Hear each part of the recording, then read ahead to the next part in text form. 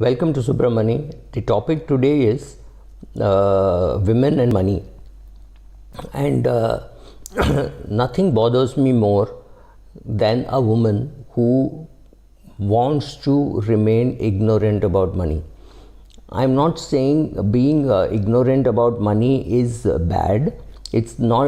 It's a place to start with. Maybe your family where you were brought up, your parents did not teach you anything about money. You learned nothing about money during your school and formative years.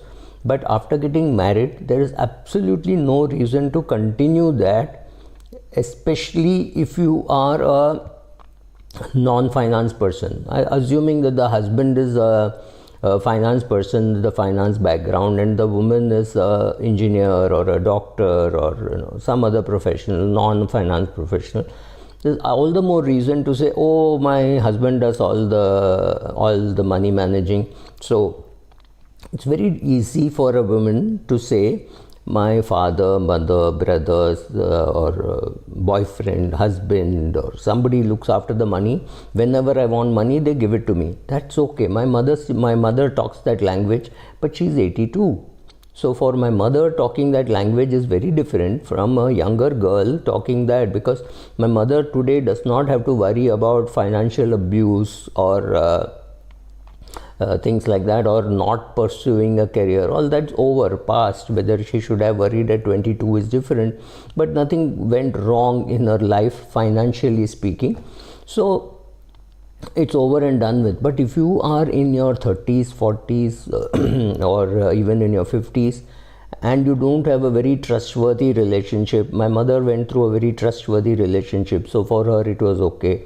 I still have aunts who don't try to understand much, but it does not mean everybody should be like that. I have one aunt who understands all her mutual funds, her investments, equity investments. She does trade, she does talk about it, right? So because let's understand, at some stage a woman is likely to be single. Some women don't get married at all, which means all the more reason why they should understand money, because they have nobody. They can't turn to anybody for managing their money. They have to do. There are women who will get divorced. They have to then at that stage manage. Maybe there is no financial abuse in that relationship, but whatever reason there has been a divorce. So again she's alone and she will have to manage her money. A woman is likely to be widowed, because a woman is likely to live for 7-8 years. 10 years maybe after their spouse's death. Just mathematics here.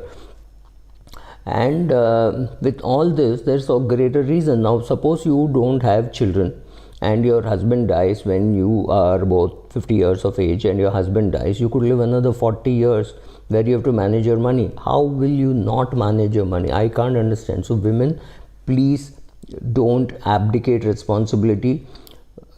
I'm here talking of nice men who are not abusive. If they're abusive, then it's much worse, right? So don't get into this and there are women who earn much better than their husbands. Then out of the guilt that they're earning more, they like to hand over the money to their husbands and let their husbands manage it. This is the worst thing that you can do. This is the Britney Spears kind of a thing, where she earns money and her father controls it. I think it's horrible, and it's happening in US, which has got democracy. I don't know how would it be in India. I'm sure there are many women who are very successful, who earn well, but it is the whole money is controlled by the father or by the husband or some possessive boyfriend. Why would you allow that? Please learn about money. And I think it starts with laziness. It's like men who say, I can't even make tea. It's laziness. Men who say, I can't even make dal chawal. It is laziness. Or women who say, I can't understand banking and all. It is laziness. It is not some rocket science. If you are smart enough to do your MBA, if you're smart enough to do your MBBS, if you're smart enough to run a family, have 2 children, put them through school and college, you're smart enough to handle simple, stupid things like personal finance. You actually don't need to understand too much about personal finance, especially if your husband is looking after it. That's great, but at least know where it is going. Why is it going into equities? What is the retirement plan? What will you do if your husband drops dead? Do you have adequate insurance? Where are the insurance papers kept? What